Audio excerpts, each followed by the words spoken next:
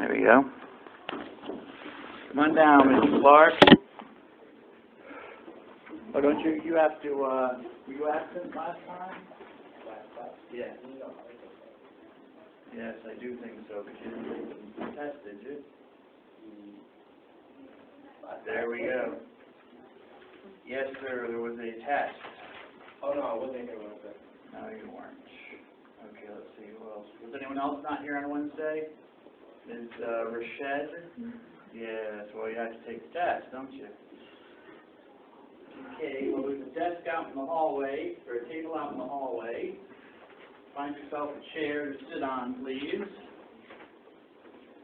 And here's the test. When you're done, you just give me the answer sheet. There you are, sir. I hope you're prepared. Yes, sir. It was mentioned in class. It was also mentioned on the syllabus. Do you have any questions? Actually, questions 2, 4, and 5 do not answer. 2, 4, and 5. 2, 4, and 5.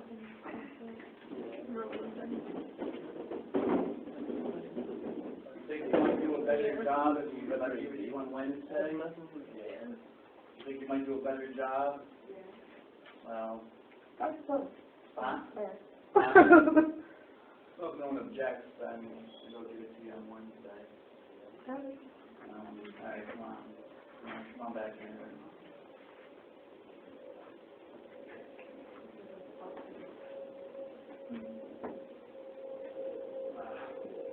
I'm sorry if anyone thinks that's unfair. I just want to give people a chance. That's nice of you. And they haven't studied, so, yeah. Huh?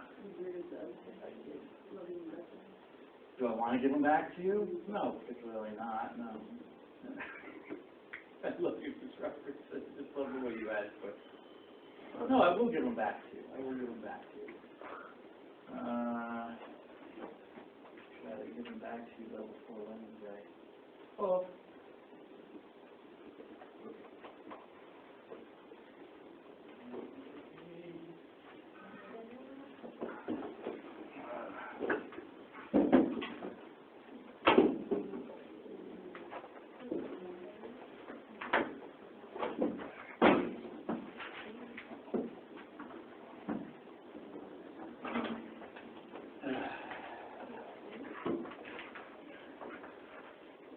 If I give them back to you today, well, I'm assuming you won't share them with anybody. Well,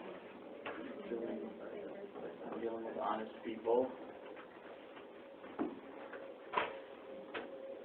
Okay, this is from a band called Sacred Warrior from the 80s, and they said a good song I thought was relevant for the week.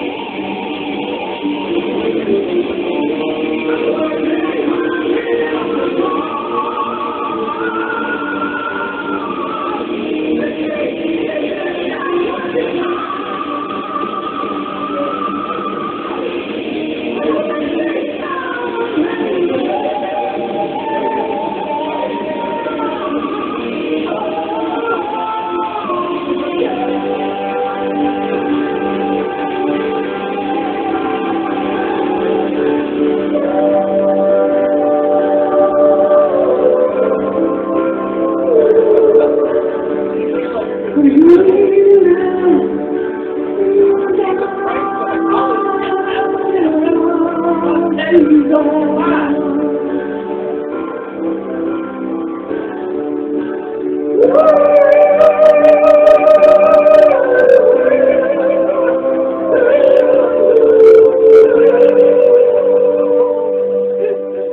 it won't be at the front of the choir, but I'm not a choir at all. la-da-da-dee. Okay, where am I here? Pollution, yeah. So we did some definition, aren't we? Should be. There we are. Okay. Where's Ferguson? What are you doing? Taking notes already. Oh, you have the PowerPoint. Yeah. I'm sorry, excuse me. Why, what was that? Bad, Mr. Dunn? I didn't know what you were doing. I Oh, thought I'm you were like looking on redoing the paper test because I or didn't something. have the... I'm sorry, bad, Mr. Dunn. Okay. I apologize. I can't see this thing move the sun. I can't. Yeah, neither can I. This is all. I mean, you know, look at a few curtains. What's wrong with these people? At least put the thing over there so you're not in the direct line of fire. No pun intended. The sun is a big ball. Are we going to test that today? Calm down. I will return the test later. Yeah, so I'm trying to give people a chance to get to class. Okay, so those of you who might know, Sunday was Palm Sunday. Just remember it's the time, beginning of the week, when Jesus entered Jerusalem, and his followers got palm trees and olive branches and all sorts of stuff, and waved them and said, "Hosanna to the King of Israel." And the leaders of the people said, "Master, tell your followers to stop saying that," because it was basically affirming Jesus as Messiah. And that could have gotten the Jews into trouble, because the Romans, it's like anything in America, if I start sending emails to President Obama saying, I'm the real president of the United States, get out of the job or I'm going to kill you.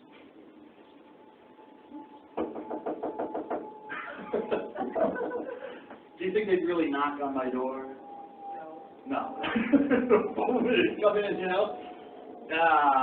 Anyway, and it's the same thing. If you're going around Jerusalem with the Romans who are in control saying, "Hey, I'm the King of Israel. I'm the descendant of King David. I'm the Messiah." Well, that's not much of a reason for them to crucify you, but it's enough. And that's why the leaders might have been saying to Jesus, "Hey, tone it down." They might also not believe that Jesus was Messiah, but Jesus says, because Jesus will not be changed. Jesus says, "I tell you that if they stop crying out, even the stones will start crying out, that I am indeed the King of Israel, the Messiah." Hallelujah, Jesus. Hallelujah. And look what we did to you. You come late to your class. No, I'm not Jesus, Miss Aldrin, so don't worry about it. Emergency. Sexton, okay, which is where we are talking about two narrow definitions. So I'm not going to go over sexton again. That was on your test. It will probably show up on the final. What will probably show up on the final, Ms. Lorenzano? 6. Ms. Campbell, what will probably show up on the final? Thank you. I like your bun. It's very cute. Thank you. Mr. It's all bundled up. All right.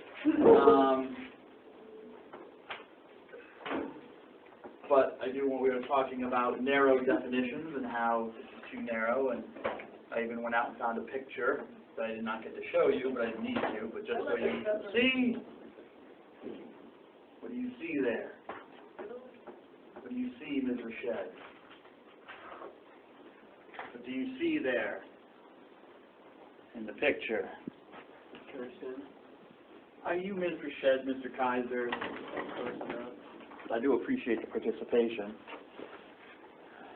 because you are graded on it, and I have been noticing. You get a feel for who sits there like a lump on a log and who actually says something every now and then. What's the picture of? Huh? God bless you, Ms. Louisma. God bless you. A navigation engineer. But does he look like he's on it? Well, you can't really tell, but... Yeah, it looks like he's in a submarine, but he's not. He's actually at the top part of a plane, of an airplane. Okay, this is a government photo from the U.S. National Archives, the Army Air Corps. I wish Ms. Nelson were here, Mr. Reeves. They're two military people, but whatever. You know, the Air Force, in our history, we started out with only an Army and a Navy, you know. You need a group of people to fight on land and a group of people to fight on water, yes? So an Army fights on land and a Navy, you know. Notice that we also had a Coast Guard for protecting the coast, by the way. People kind of forget that. That is actually part of one of the earliest parts of our military, as well as like National Guard and stuff. But then you get, what do we have now? We have an Air Force. Why did we have an Air Force? Why didn't we have an Air Force back in 1789 when they, around the time that they composed and approved the U.S. Constitution? Why didn't it make provisions for, you know, or does the Constitution make provisions for an army? I mean, the federal government can raise an army, but why didn't they found an Air Force? 1789, I believe, is the Coast Guard. Same with the Army. No Air Force. Now,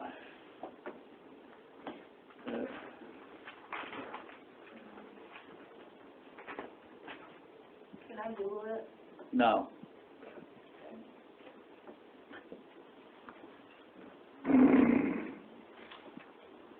Probably the same reason that, you know, we didn't fight the British with tanks and machine guns and drones. Why not? Why do we fight them with huge, long muskets, cannons? So many equipment we had back then. Get the job done quicker. Yeah, get the job done quicker. I'm sorry, Mr. Kaiser? So that's the only type of equipment we had back then? That. No, it's not here. Ah, you fooled us. That was the only equipment we had. Yes, airplanes were not invented until the 20th century, over 100 years after the U.S. Constitution was written. Started using airplanes in battle in like World War I, was where they might have used them before, but especially in World War I. Anyone wants to read the comics, Mr. Peanuts, Snoopy. He's always flying in his sock with camel. You know, he's a World War I ace. You know, going after the Red Baron, who was a real person. No one knows who shot him down. The Canadians think it was a Canadian. Anyway, they're all sure it was a Canadian. It definitely wasn't an American. I don't think. So it started in the Air Force, in the Army. Because the Navy, what was the purpose of having, you know, they didn't think of having, you know, planes fly onto boats. But planes could fly off the ground, which is where the Army's, which is the purview of the Army, ground forces is the Army. So originally there was no Air Force separately, there was the Army Air Corps. And then eventually, who were really Army guys who flew planes. And then eventually, the Army Air Corps separated into the Air Force. So here he is, and this is probably from World War II, in a bomber, and the bombers had to know where to go, and the bombers were sent out at night so as to be less of a target. So they had to navigate by the stars. No computers, people. No computers, they had star charts and sextants. That's all you had. And some dude who knew how to use them. Imagine that while you're getting flak. You know what flak is? What's flak? What's flak? Well, shot at in a way. Like look for? Huh? Like look for? Look for, no, not look for. Shot at was closer. When you don't know. Don't just give up. When you're shot at and something explodes near you, you get flak. You get flak. Yeah, dude, if they shoot a bomb at you and the bomb, it doesn't hit you, but it explodes near the plane, you get flak. Pieces of the bomb. Yes? No? So flat means pieces of the bomb. Yeah, it's like indirect fire. Should I write that down? No.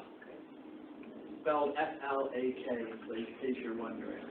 I think it is. F-L-A-K. That you can search for me if you want to. Is that Mr. Barrett? No, that's Ms. Johnson. I'm Ms. Johnson. I'm Ms. Johnson. You know, I'm pretty sure it's F-L-A-K. But anyways, you know, flak was, you know, a major problem because it could just go right through the metal sheeting of the plane. So you could be sitting there, you know, by yourself with your sextant and your star chart and doing your work, and all of a sudden a piece of flak goes through your head or something, and you're gone. You know, we got someone else on that plane better find out how to do it. It's a dangerous. These are all dangerous jobs. You might think if they were up in bombers, up in the air, they were relatively safe, even if they get hit. They weren't. So this dude is looking out of this plastic oval window, and he's looking up into the stars. So that disproves empirically, through experience, because you can look at it and experience the picture, empirically it disproves the definition in Funk and Wagnall's Concise, that dictionary, that it's only used at sea. It's not. Because they were using it at what? I'm sorry? What did you say? Why can't you tell me you're cold? What's wrong? Are you think I'm getting mad?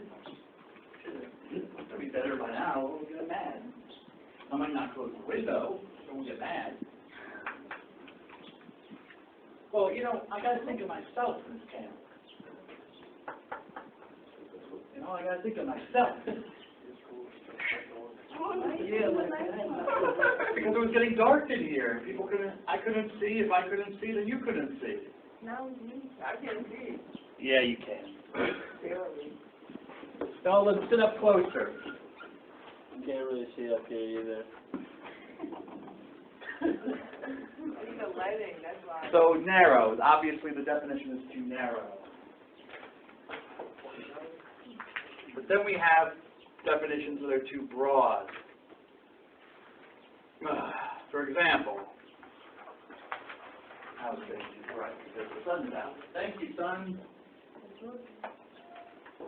God bless you, brother, son. Okay, so it is marriage. Actually, I'm going to go back one. Let's go back. Click here. Marriage. This is a Korean wedding in traditional garb. It looks so nice and colorful. What is that?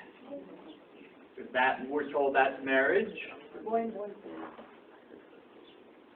Oh, so, calm down. So the definition of marriage seems to be in question recently. I'd like to keep things relevant, as I said before. How are we supposed to define it? There's a man and a woman, as I said, Korean wedding, nice traditional Korean wedding.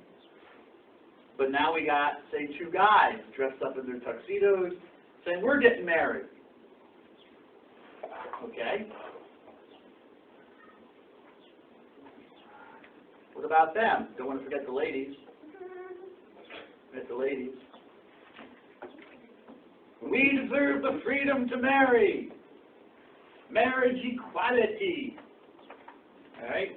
So our union should be recognized as a marriage. Okay, but that doesn't fit the traditional customary definition of marriage. Well, we got to change the definition then. Okay. All right. By the way, just a question, because this is a philosophical class. I could have given this just as easily as the Ted Cruz question, but the whole marriage thing is kind of passé now with the Supreme Court decision. Civil rights. Same-sex marriage, is it a civil right? Or marriage itself, is it a civil right? Is it a matter of civil rights, or let's put it this way, is excluding, say, a same-sex couple from having a marriage similar or analogous to, say, you know, if I excluded a black man and a white woman from getting a marriage? Civil rights. Discuss.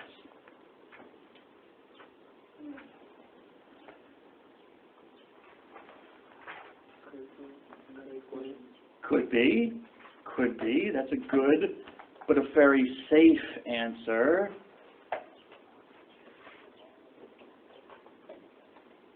I mean, when I watch television, when I was watching, like, The Daily Show, I don't know how many people here watch The Daily Show, but when we used to have Jon Stewart on, I'm told, or I watched Comedy Central or South Park or sitcoms that are on television. They seem to take it for granted that, you know, you're a bigot if you're against this. Same-sex marriage, I'm saying, you know, not against marriage. You know, just like people were bigoted back in the day, back in the old days, like the 1960s, when they were like, ooh, you know, a black man and a white woman getting married? No, that's not kosher. We should have laws against that. We should define laws in such a way that only one race of one race can marry the other, of the opposite sex, of course. It's not just because you don't want, like, two black dudes showing up and saying, like, hey, let's get... Let's see, I don't get paid until next week.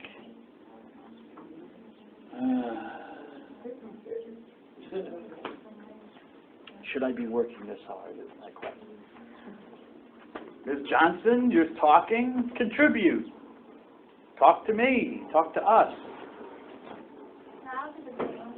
Oh, I didn't make any sort of statement. I'm asking questions. No, I was like agreeing with your question, like saying how if a black man and a white woman gets married, like in this generation, they think same-sex marriage is wrong, and I believe it's similar because back in the day they thought that was wrong too. Okay. All right. I just gave that as an example, but no one wants to seem to commit. So we just all seem to take it for granted that marrying whoever you want to marry, whomever you love, until of course you get divorced. Well, I'm just saying, the argument's all about love. You know, love wins until you end up in court with a bunch of lawyers. And that love is... Huh? Oh, you don't need to know. But if it's a civil, so I guess we're all agreed, it is a civil right. It's a civil right like freedom of speech, freedom of, is that a cookie, Ms. Louise? What is that? What is it? It doesn't look like, it looks like a cookie, but it looks like it has meat in it. It's a beef patty. It's a meat patty? How's that going down? Tasty? A little bit of spice? Not too. Okay, I'm going to pull that foot off your head in a second, sir. I need to see that head. Oh, my hair looks bad. Oh, it never does. My hair hurts.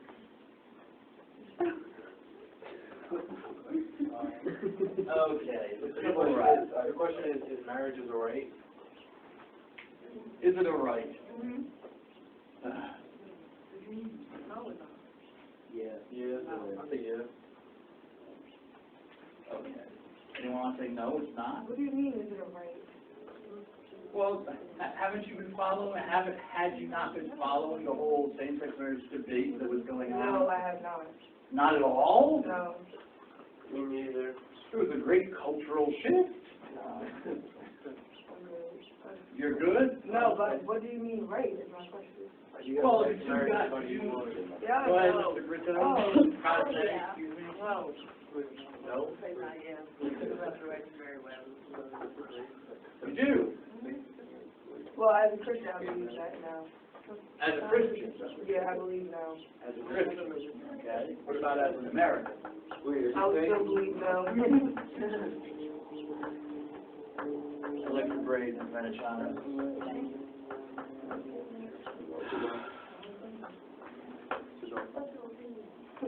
Let's extend the hypothesis. How about this dude?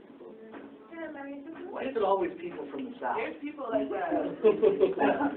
They're related. What about this dude? In case you can't see it, it's a guy with a cowboy hat and two ladies. But it could just as easily be two ladies, or a lady with two guys, I guess.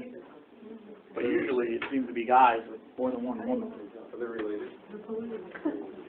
I don't know. They could be. But that's a good question. No polygamy. When you marry, yes, they also call it polygyny now, I think is the fashionable term, but I'll stick with polygamy.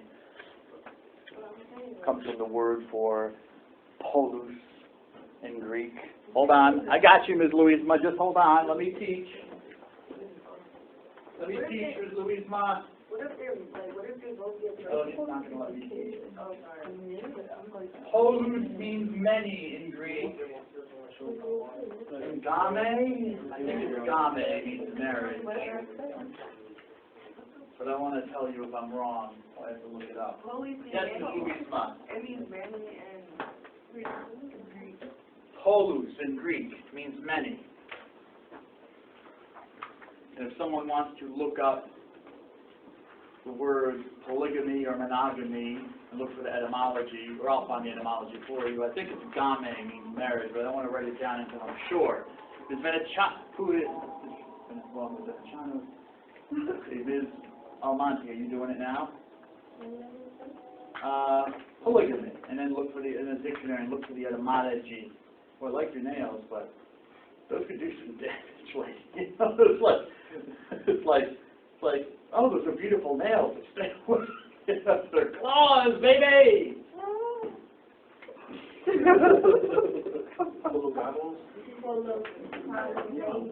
Okay. Oh, Gamea. Okay, let me just repeat, please, if you don't mind. Okay, Polygamia, but that's a Greek word. It's polygamia.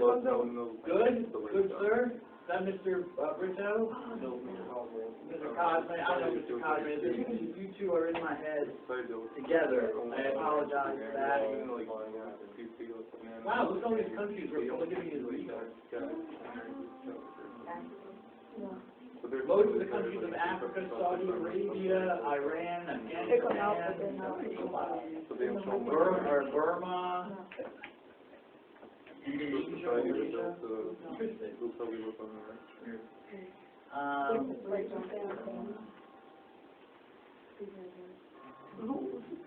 Yeah, but like, if you're young, like, both of you, like, you're young, you don't know what you're doing.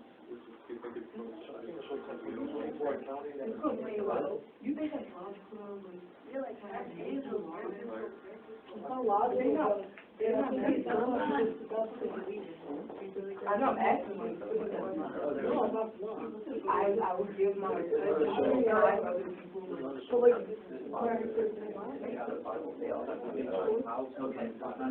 Okay, whatever. they look good. But it's not good. Excellent, Monty. Well, what about King David? Didn't King David have more than one wife? Solomon? King Solomon in the Bible had more than one wife. Wait, so, how did they establish a relationship with someone married to guys? I don't know. How are they okay with I'm not polygamous. Why wouldn't they be? It's like basically cheating. How are these two okay with what they're doing? I don't know how the women are going to stand each other. Now, here, hey, Ms. Montalvo. Now, polygamy is not legal, but wait until it becomes legal, believe me. Isn't that interesting? What if three dudes walk in, and one of them's going to be the husband, and the other two are going to be like a polygamous same-sex marriage? Think about that. Nah, gay people too emotional for three. Oh, I did not say that. Well, I did not say it.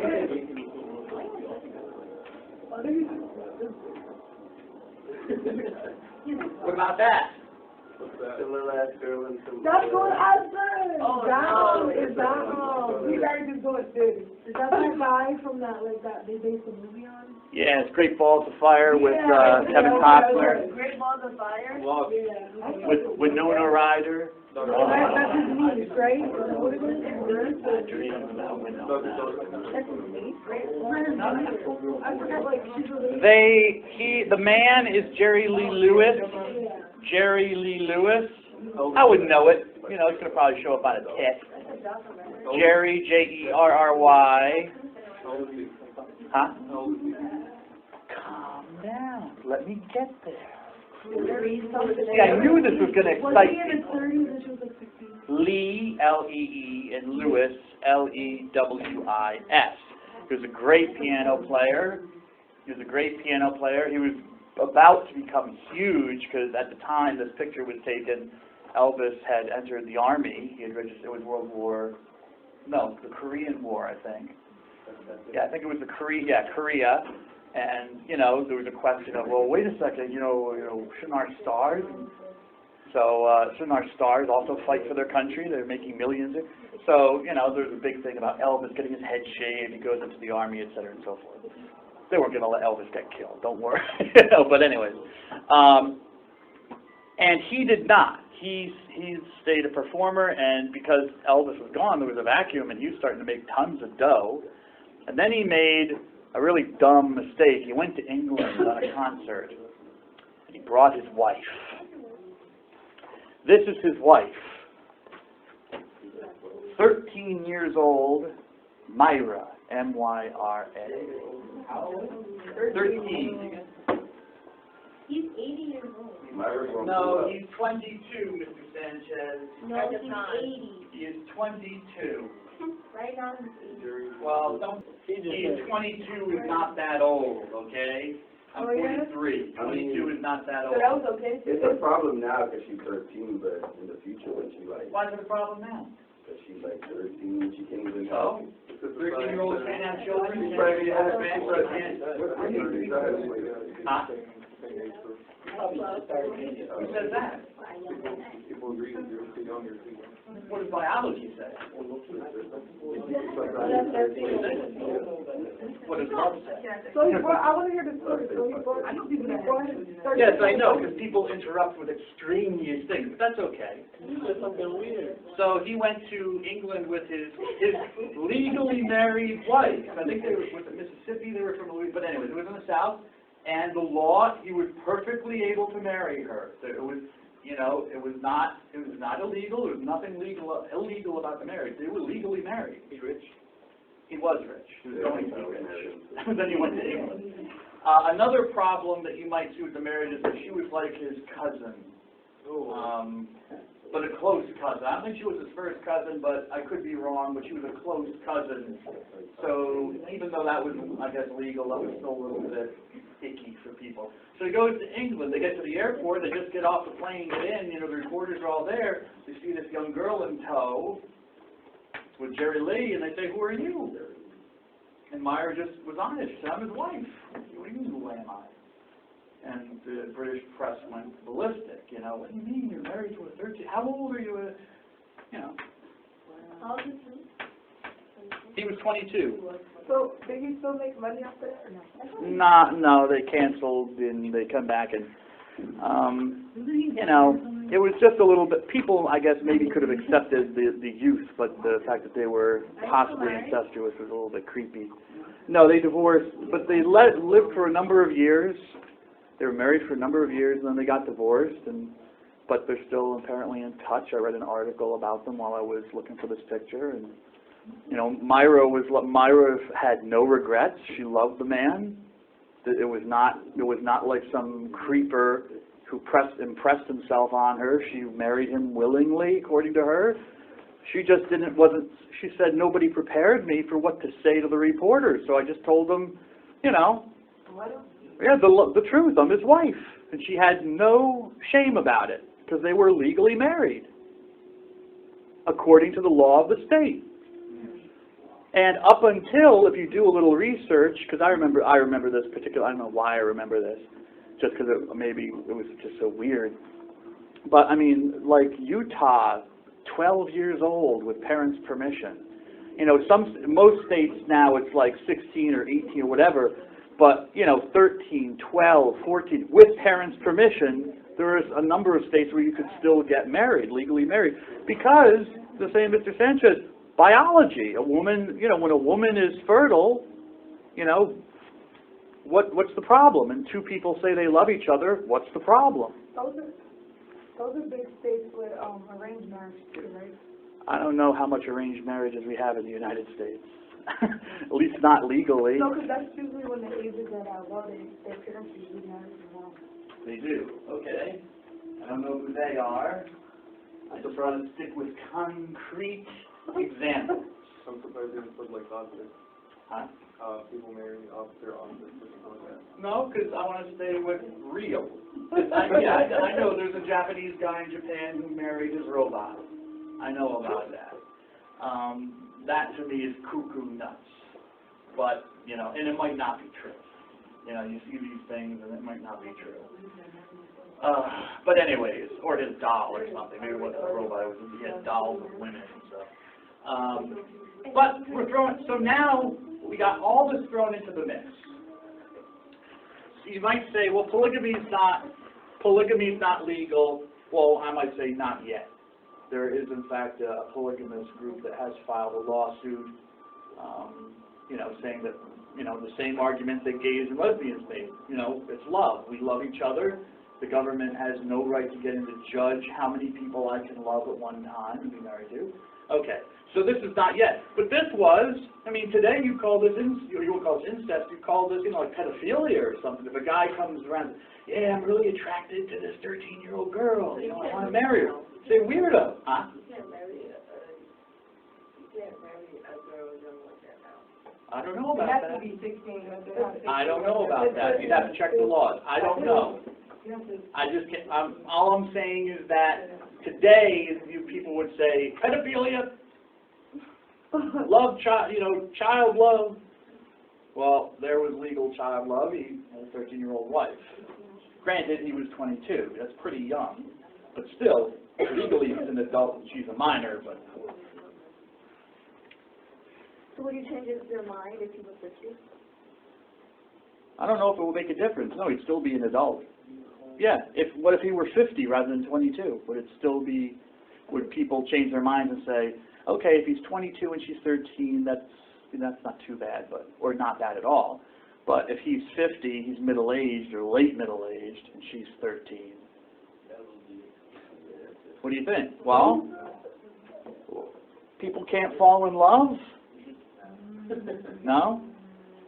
No? There is a limit to when people can fall in love with each other? Okay. All right, I'm just wondering.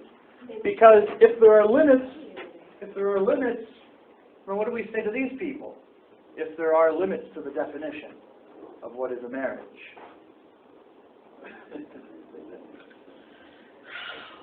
Has the definition of marriage become so broad now that it means nothing? That's, I guess, my point that I'm getting to. Did I put this on the PowerPoint? Maybe I did. So I went to some law books. Oops. I don't think I have a picture coming. Oh, there he is. Whole lot of shaking going on. Whole lot of shaking. Which, of course, was a sexual reference because, you know, they couldn't come out and say sexual things back in those days. Little did people know he was doing a whole lot of shaking with 13. He had children with him, so, you know.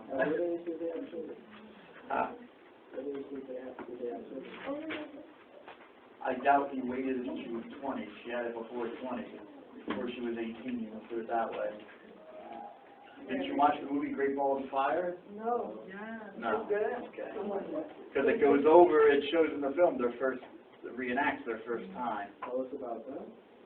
Yes. The whole movie. Mm-hmm. Yes. Didn't she like want like a dollhouse? Huh? As her house? No. Or is it just in the movie that they Find law. This is from the Merriam-Webster, Dictionary of Law. So that's our differentia, the dictionary of law. What is marriage? Okay, it gives you pretty much the customary thing. This is old, C96, so it's older than developments in the last 10 years. Being united to a person of the opposite sex. I'm presuming when they say a person, they mean one person of the opposite sex. A person is a little too broad. Opposite sex as husband or wife in a legal, well, you could say husband or wife, take that out. It's just words we use. In a legal, it's legal. So there's a contractual thing going on. That idea. Please, this is not a game. You need to take notes, both of you. Believe me, when you get back your tests, you'll understand. I didn't say you failed, but so there's a contractual relationship which requires some sort of legality, witnesses and whatnot, and saying, that's what the vows are for. The vows are an expression of the contract. This is what I'll do for you. This is what you do for me. Okay, that's how in Roman law, which came into Christianity and then came into Western law, the idea was of a contract. You simply, both of you give your consent to the contract, say this is what I'm going to do for you.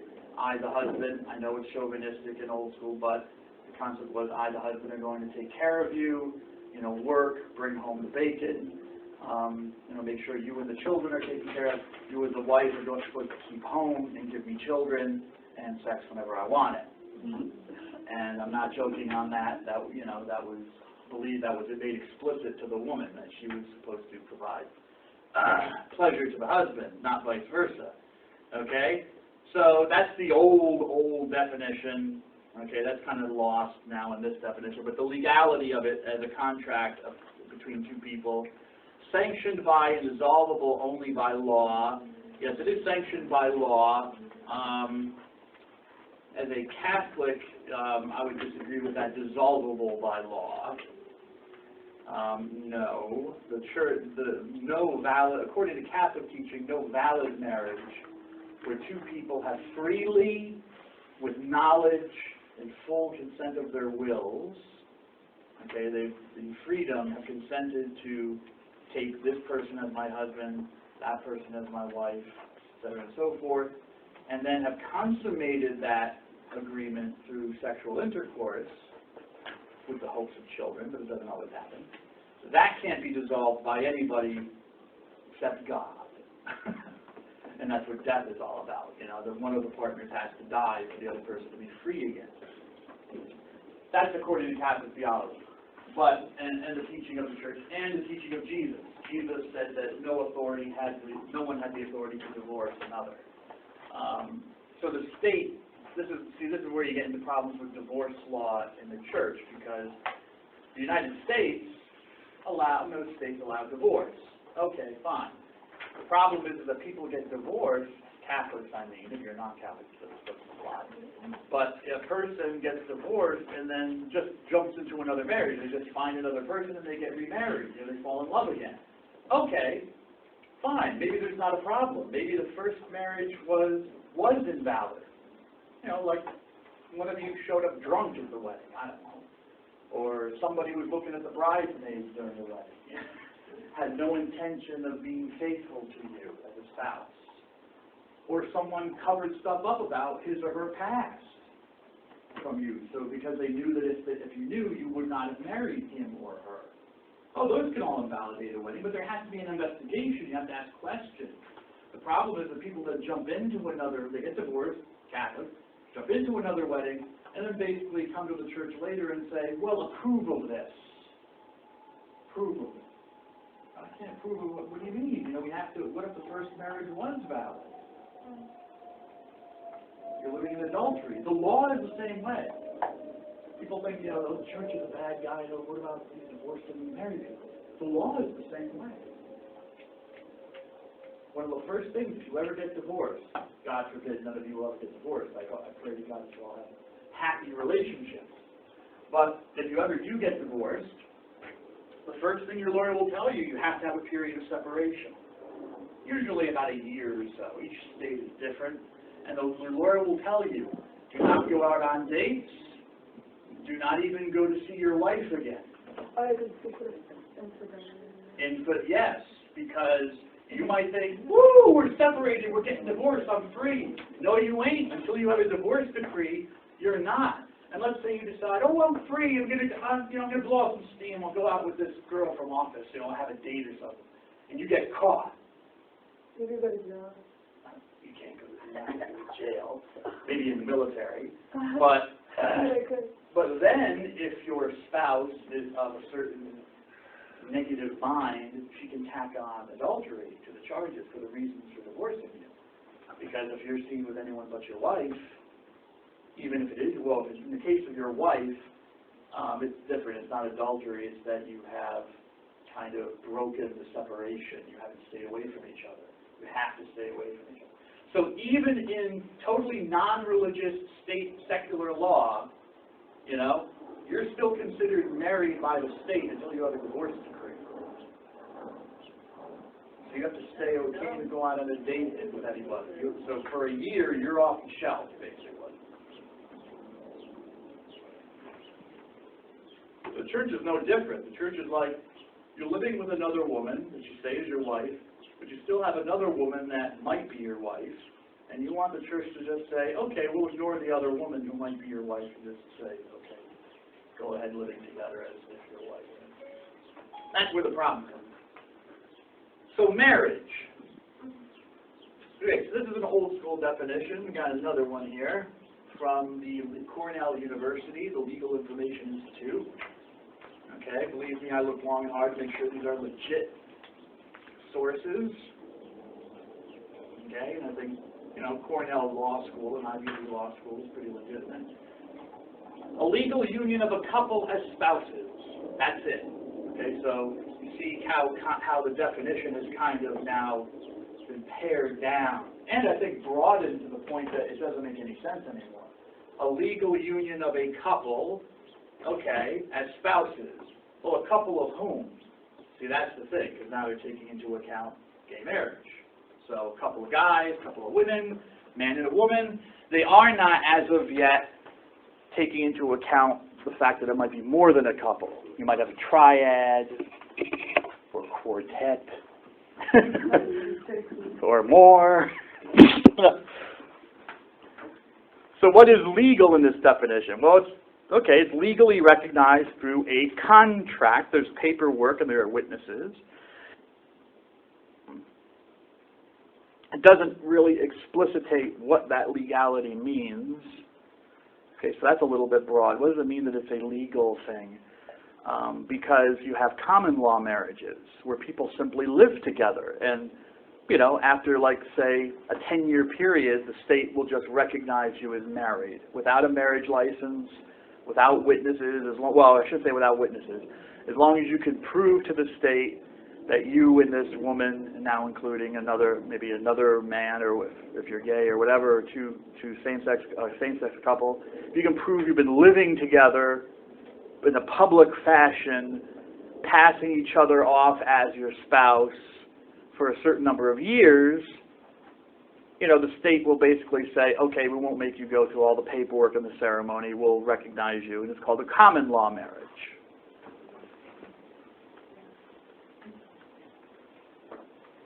I'm not sure if that word legal bears the distinction, bears the weight of that. But I guess maybe that's why it's broad. It's trying to take into account that there might be legal marriages that don't have the ceremony in front of a judge and don't have witnesses and whatnot, so they just keep that broad. What about people living together? Okay, there's a mutual sharing of life. Say that? No, this one. Marriage includes one would assume, a mutual sharing of life, that you live together.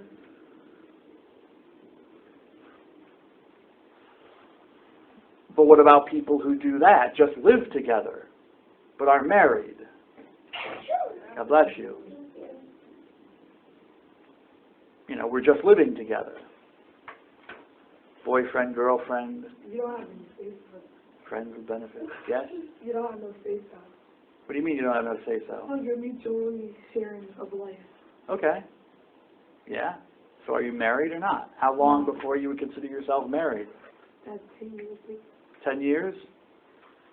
About 10 years you say, oh, we should just get married? That's when you come common law if you don't go get it legal. Well, the problem is that someone could always challenge that and say, yeah, but for the last 10 years you've just been telling people you're living together, you have no intention of marrying. You might even have kids, but you're just boyfriend, girlfriend, you just live together, not going to get married. Common law, there has to be that positive things where you've been presenting yourself as husband and wife, but, you know, for whatever reason you don't think you need the law, you don't need the paperwork to tell you that you're married. Okay, is couple intended to include a male and a female? I already went over this. 2 males, 2 females. Does couple include adolescents? No? 2 13-year-olds couldn't get married? Oh, yeah. They can? You think so? Well, why should their parents be involved? Only legally. That's only because the law tells you so. That's only because the law steps in. But what's the difference? What if it's 2 16-year-olds? The law says you don't need to compare it to that. Sure, they can go out. You can get working papers at 16. Actually, I don't. Maybe you don't even need Yeah, no, working but papers anymore at 16. Is it 14 or 14? All right, so you don't even need them. Go wait tables. Go pump gas. You'll be poor, but, you know, work your way through high school, work your way through college. It'll be hard, but people have done harder. Yeah? Huh? Depends.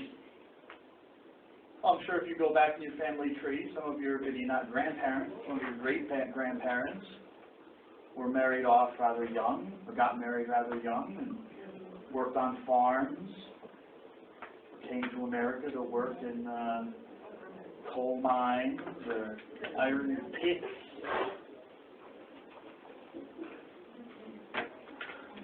They didn't seem to think it was odd that they were getting married in their teens. Different era? Okay. The problem is that marriage, a definition, shouldn't change from era to era. I mean, a sextant should still be a sextant. A sextant from the Middle Ages, I shouldn't say Middle Ages, but the 1600s or 1700s when it was invented, is still even in use in the U.S. Navy as a sextant. But is it evolved? Yeah, like, What do you mean evolved? Not, well, we use computers, but they're doing exactly the same thing. But it evolved. It's not exactly the way it was. Made out of wood or whatnot. Actually, an actual sextant, yes, is the same that it was. There might be some few tweaks, and they probably don't use it as much anymore because you can just use a computer. We make an algorithm on a computer, it does the same thing. But that's the thing, it's doing the same thing. It has to measure the angle of the curvature of the Earth. Now, this contractual relationship, well, if it's common law, it's not contractual anymore. I'm going to throw that out the books. It says it's a couple. That might change in the future. Maybe it will evolve to it's more than a couple, more than one person. But right now it's a couple. Okay, could be the same sex, a same sexual inclination, could not be. Okay. I have a question. Yes, Zedward. So, the definition of couple back then, is it man and a woman?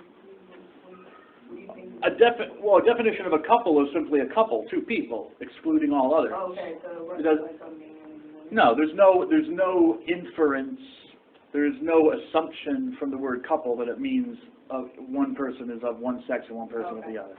No. Spouse. Well, what does it mean to say someone is your spouse? Was that man and woman? A female partner. I don't know. From this definition, I don't know. It just says a couple. Could be 2 men. Okay, let's say it's 2 men. And one guy now says, well, this is my spouse. Okay. Through marriage. Well, what does that mean? Does it mean that you're living a committed relationship? What about open marriages? What about people who say, well, we're married, but we're not committed. You know, we're open. I'm not selfish. Yes, legally we're married together. This is more of a 70s thing, actually, with free love.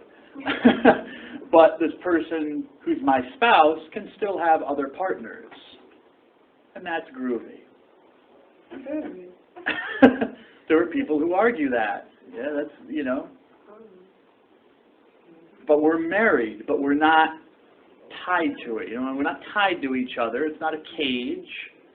It's just, you know, a legal relationship that we enter. She's my spouse, yes, but if she does it with another dude or another woman, you know, I'm not going to go crazy because I can do the same thing. But we always kind of come back to each other.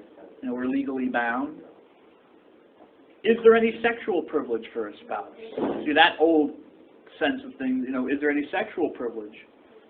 If someone's your spouse, does that mean you only have to have sex with that one person? Otherwise, you've committed adultery.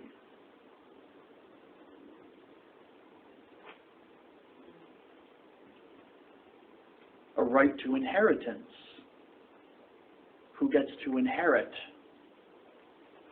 the property afterwards? Is that all it's about? You know, there were sometimes, I know this personally because I have a relative who's homosexually oriented, back in like the 90s, before the healthcare reform, in the 2000s, before the healthcare reform, you know, there were gay guys who would marry women because they needed healthcare. And they couldn't marry who they wanted to. Huh? Not from their jobs. You know, so they could extend the health care to another. And it's the same thing for women as well. I'm not saying that women who were lesbians weren't doing the same thing, but that's one of the things you had to do because just the way that they went. Now they don't have to do that. You know, they're married. So they're technically married or looked at as married. And now we have Obergefell versus Hodges, 2015. I don't know if I put this on the PowerPoint, but let me take a look. I did. Thank you, miss. God bless you. You're my go-to girl. I did? I did or did not? I didn't see how many have. Oh, okay. You said did not. Okay. Yeah, it was Sorry. only that. And then... Nope. Okay. 2015. Obergefell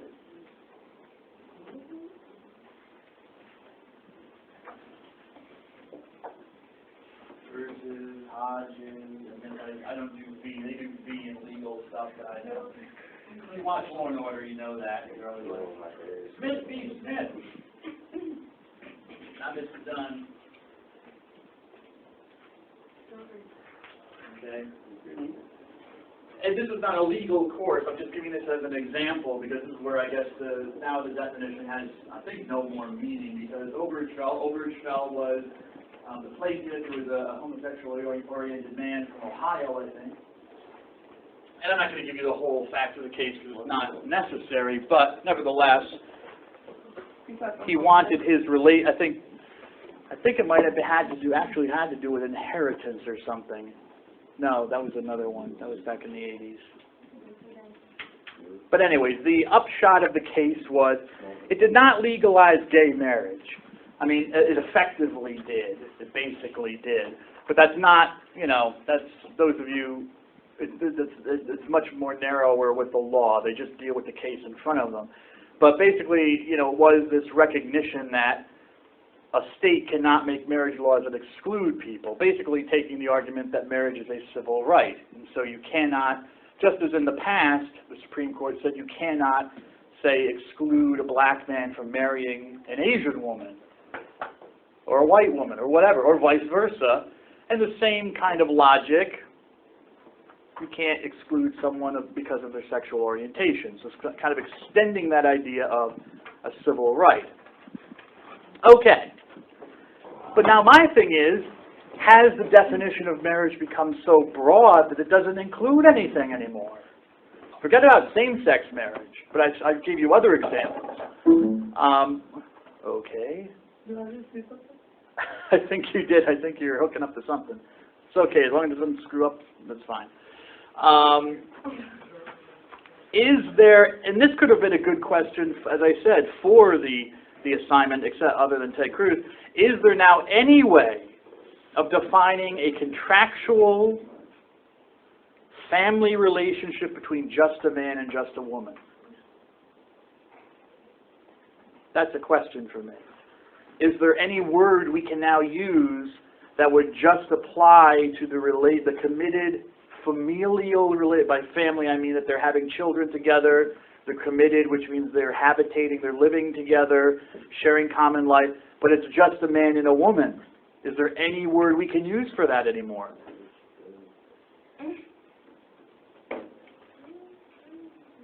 Or is the word marriage now too broad? Just as sextant is too narrow. Huh? Spouse? This is my, I'm in a spousal relationship. Okay. Because I looked it up and on Merriam-Webster it says a husband and a wife. What does that tell you? I mean, A husband and wife considered in relation to their partner. so with two men, one of them is a husband and one of them is a wife? Same vice versa for two women? What about if the guy got a sex change? Huh? What about if the guy got a sex change? Oh, please don't throw a curveball. You know, not even a Vulcan curve, Mr. Sanchez. No, the law, from what I understand, the law would regard you, whatever sex you're presenting yourself as.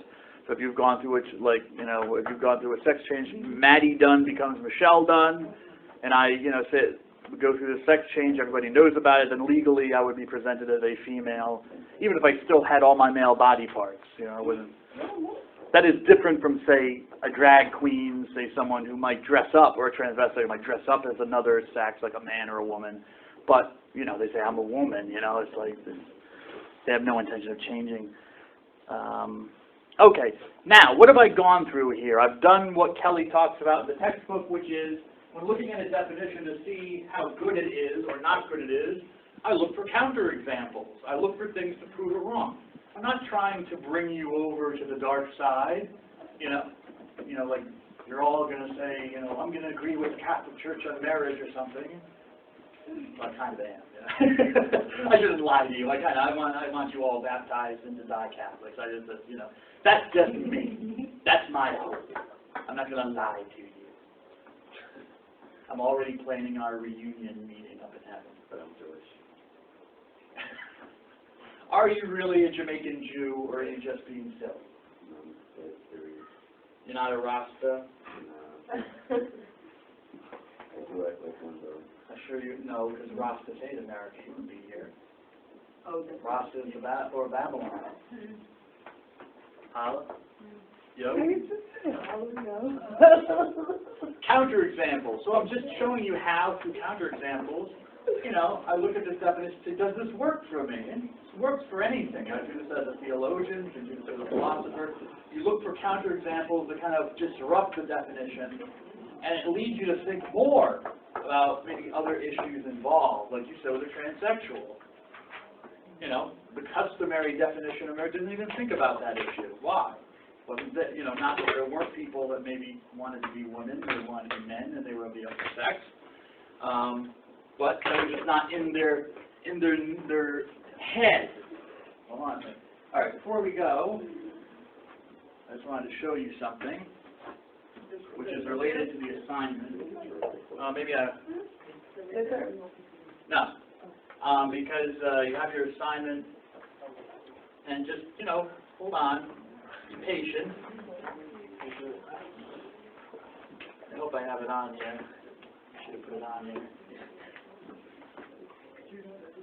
Let's see if I did. Oh, Mr. Dunn. No, I didn't. Oh, I didn't need to. I didn't need to, because I have it on my YouTube page. I forgot. I uploaded it to my YouTube page. I'm sorry. You might see things you don't like there. Just, don't look. There we are. Have you done? There we go. Republican presidential debate right here in North Carolina. Let's get right back to the questions. Start with you, Senator Cruz. That you are, of course, a strict constitutionalist, no doubt that. And as you know, the U.S. Constitution says only natural-born citizens are eligible for the office of President of the United States. Stop me if you've heard this before. And you were born in Canada to an American mother, so you were and are considered an American citizen. But that fellow next to you, Donald Trump, and others, has said that being born in Canada means you are not natural born. And that has raised questions about your eligibility. Do you want to try to close this topic once and for all tonight? Well, Neil, I'm glad we are focusing on the important topics of the evening.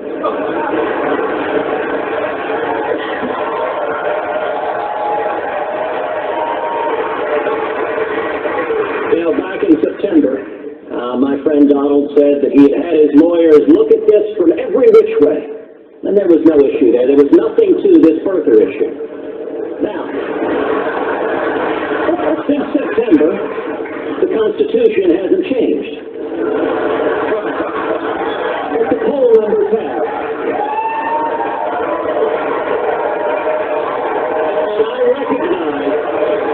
And I recognize that Donald is dismayed that his poll numbers are falling in Iowa. But the facts and the law here are really quite clear. Under long-standing U.S. law, the child of a U.S. citizen born abroad is a natural-born citizen. If a soldier has a child abroad, that child is a natural-born citizen. That's why John McCain, even though he was born in Panama, was eligible to run for president. If an American missionary has a child abroad, that child is a natural-born citizen. That's why George Romney, Mitt's dad, was eligible to run for president even though he was born in Mexico. At the end of the day, the legal issue is quite straightforward, but I would note that the birther theories that Donald has been relying on, some of the more extreme ones insist that you must not only be born on U.S. soil, but have two parents born on U.S. soil. Under that theory, not only would I be disqualified, Marco Rubio would be disqualified, Bobby Jindal would be disqualified, and interestingly enough, Donald J. Trump would be disqualified.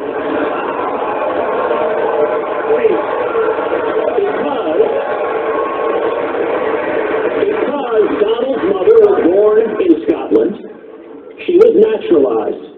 Now, Donald, But I was born here. on the issue of citizenship, Donald, on the issue of citizenship, Donald, I'm not going to use your mother's birth against you. Because it wouldn't work. You're an American, as is everybody else on this stage, and I would suggest we focus on who's best prepared to be commander-in-chief, because that's the most important question facing the country.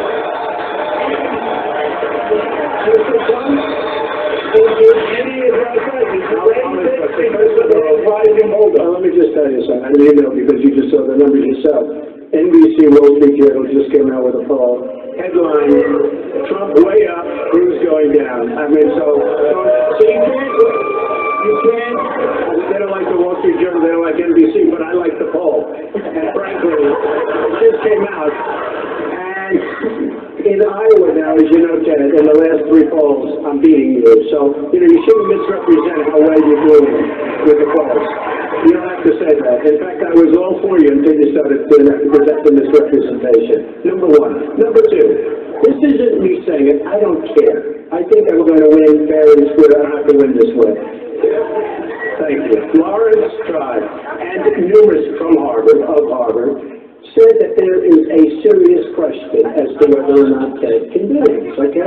There are other attorneys that feel, and very, very fine constitutional attorneys, that feel that because he was not born on the land, he cannot run for office. Here's the problem. We're running, he does great. I win.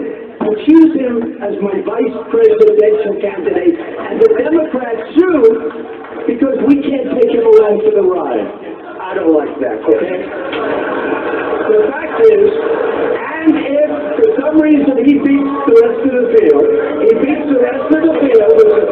don't like that. They don't like that. No, they don't like that he beats the rest of the field because they want me. But if for some reason, he beats the rest of the field, I already know the Democrats are going to be bringing the suit. You have a big lawsuit over your head while you're running, and if you become the nominee, who the hell knows if you can even serve in office? So you should go out, get a declaratory judgment, let the courts decide, and why are you raising the polls? Because I'm going to win myself. Why now? Why are you raising it to see that? Because now he's doing a little bit better. No, I didn't care before. No, it's true. Hey, look, he never had a chance. Now he's doing better. He's got probably a 4 or 5% chance.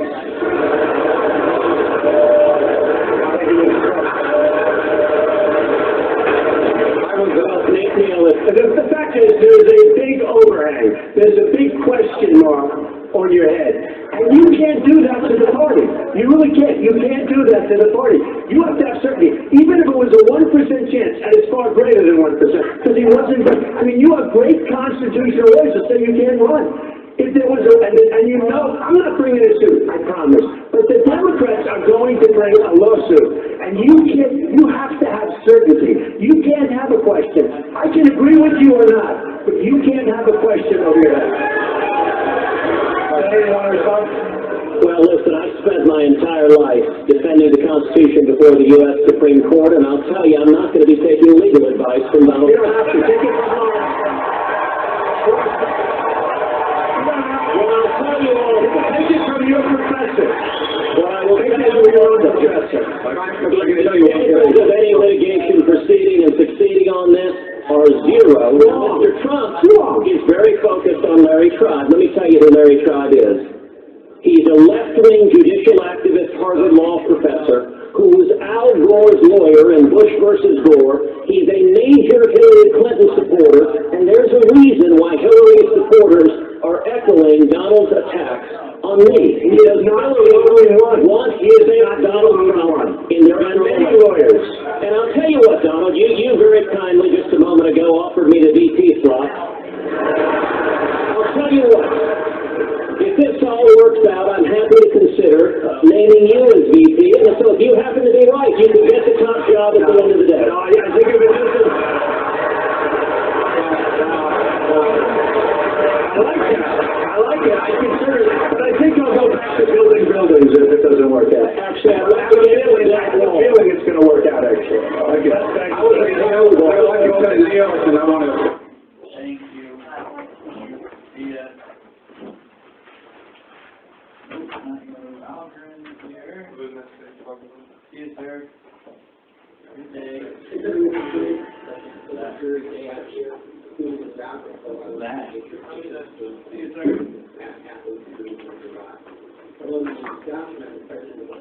Sora, no, Presto, Steven, so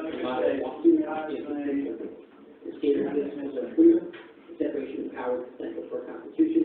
It is exactly the promise and duty of the Judicial Department to say what the law is and not what it should be. Now, to know the terms of those things.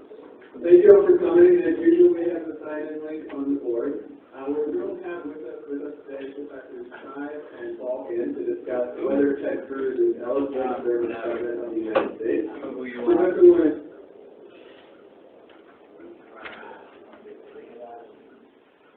Oh, you're still here, miss? Sorry. Oh, you're fine. That's fine. I was computing my grade. Oh. How did you do? Not what I would like. Yeah.